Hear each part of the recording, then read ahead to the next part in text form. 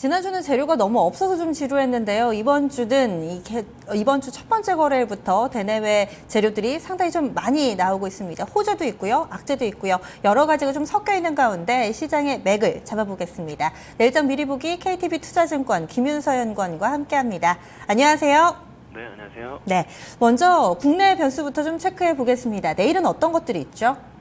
네, 일단 계속해서 오늘 이제 삼성물산과 제일모직 합병이 가장 이제 국내 그 수급에 특히 좀 결정적인 역할을 하고 있는데요.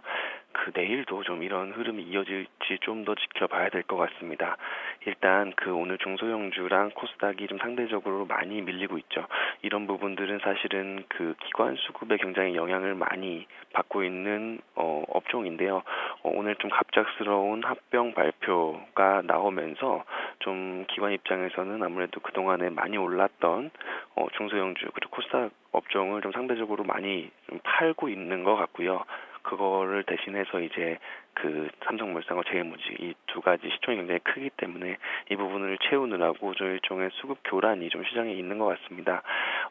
일단은 알 수가 없죠. 어떻게 될지 알 수가 없기 때문에 내일까지는 좀 더 그 시장의 흐름, 특히 기관 수급을 중심으로 좀 지켜볼 필요가 있을 것 같고요.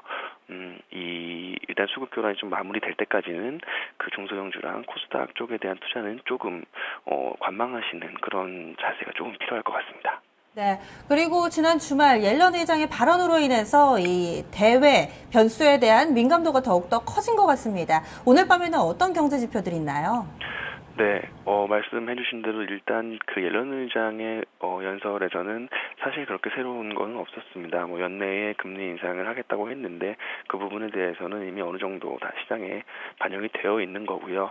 지금 이제 시장의 초점은 옐런 의장 그런 발언을 통해서 시장이 이제 첫 번째 금리 인상도 물론 중요하지만 그 첫 번째 금리 인상 이후에 그 통화 정책 기조를 어떻게 가져갈 것인지 여기에 대한 커뮤니케이션이 앞으로 계속해서 그 옐런 의장을 비롯한 FOMC 회의를 지켜보는 관전 포인트가 될 것 같고 일단 이 부분은 시장 영향력은 좀 중립적인 것 같습니다. 아직까지는. 그리고 앞으로 계속 경기 지표가 어떻게 나오는지 좀 예의주시를 해봐야 될 것 같은데요.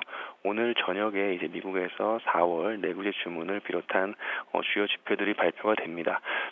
일단 지금 컨센서스 자체는 지난달보다 좀 하락하는 그런 수준으로 컨센서스가 잡혀 있고요. 이거는 이제 미국의 경기가 나쁘다기보다는 3월 달의 지표들이 워낙 좋았습니다. 그래서 거기에 따른 어떤 기고 효과가 반영되면서 이번 달에는 조금 전월보다 감소하는 그런 모습이 나타날 걸로 예상이 되는데요. 이 부분도 일단 아직까지는 좀 시장 영향력은 중립적일 것 같습니다.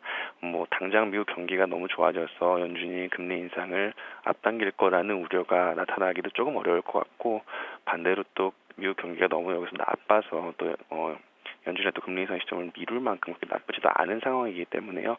이 부분은 그냥 계속 중립적인 수준으로 이어갈 것 같고 그냥 이제 골디락스라고 하는데 좋지도 나쁘지도 않은 그런 경기 환경이 조금 지속되면서 일단 대외 환경은 계속해서 좀 중립적으로 놓고 전략을 가져가시는 것이 필요할 것 같습니다. 네. 지금요, 연구원님도 아마 전화 연결을 하시느라 체크를 못 하셨을 것 같은데, 2시 구간대 혹시 특별하게 들으신 얘기가 있으세요? 지금 환율도 갑자기 좀 급등으로 바뀌어서 1,100원 터치를 했고요. 외국인이 또 유가증권 시장 매도로 돌아서고 하는데 시장이 좀 막판에 크게 좀 바뀝니다. 우선 원인을 좀 포착하시는 데까지 좀 설명 부탁드리고요.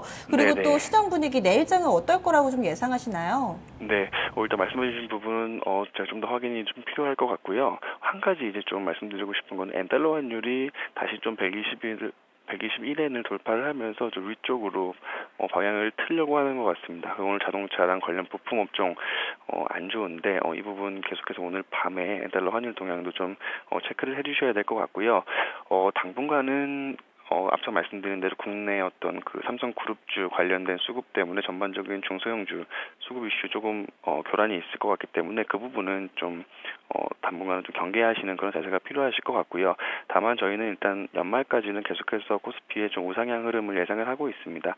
너무 이 단기적인 이런 이슈에 지금 이런 이슈가 많은 상황에서는 단기적인 재료 하나하나에 이렇게 반응을 하시다기보다는요, 좀 연말까지 투자 안목을 좀 더 길게 보시고 대형 업종 중심으로 아무래도 외국인 자금이 계속해서 유입이 될 가능성이 높기 때문에 연말까지 대형 업종 중심으로 대응을 하시기를 권장을 해드리고 있고요.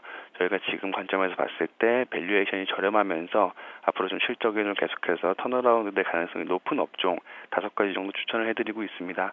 전력가스, 정유, 화학, 증권 업종 가장 선호하고 있고요. 여기에 이제 반도체 업종까지 추가해서 연말까지 좀 빠질 때마다 분할 매수하셔서 좀 모으시는 그런 전략이 지금 좀 필요한 것 같습니다. 네, 오늘 말씀 고맙습니다. 네, 감사합니다. 네, 매수든 매도든 조금은 신중해야 할 타이밍인 것 같습니다. 조금 전에 좀 전달해드린 것처럼 2시 구간대 시장이 좀 빠르게 바뀌고 있습니다. 2시 초반만 하더라도 외국인이 사고 기관이 판다라고 말씀을 드렸는데요. 현재는 두 주체의 포지션이 정반대로 바뀌었습니다. 외국인 매도 전환, 반면에 기관이 매수 전환하면서 현재 800억 원 정도 유입시키고 있고요. 원달러 환율이 거의 한 3개월 내 최고치가 아닐까 싶은데요. 1101원까지 터치를 했다가 현재는 1100원 수준에서 움직임 나타내고 있습니다. 막판에 과연 어떤 부분들이 시장을 흔들고 있는 걸까요? 잠시 후 2부에서 조금 더 자세하게 짚어드립니다.